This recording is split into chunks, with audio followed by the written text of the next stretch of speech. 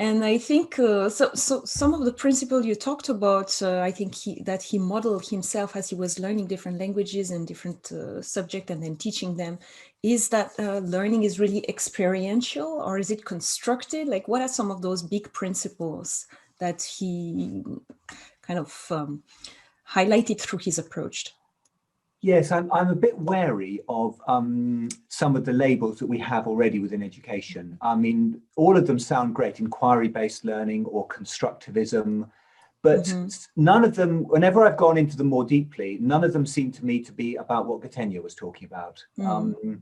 They seem a little bit more superficial. And I don't want to in any way to decry what's being done, work being done in those fields, but they don't get to the heart of how learning happens in the same way as Gattegno was. And I could see Gattegno's ideas underpinning most of these other ideas in education. And you know, when one sees a good class being taught, whether it's, if we're talking language teaching terms, whether it's a grammar translation class or a communicative class or a community language learning class, the fact is what we're aiming for is something that involved the organization of the class, what might happen in class, but underneath all that, there's something more deeper and more important going on, which is that students are or are not learning.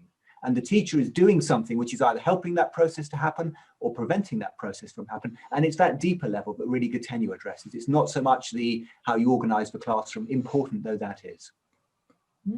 Yeah, it seems like it's more towards learning than teaching.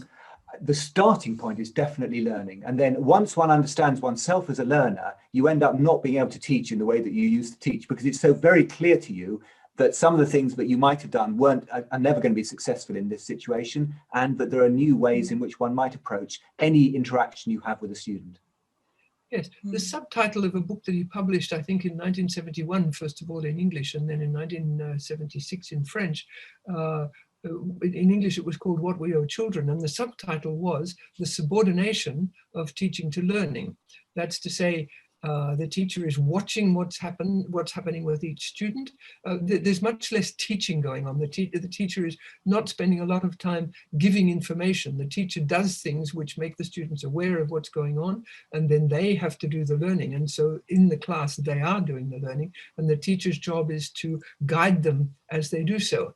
And so the teacher has much more time to follow each person in the class.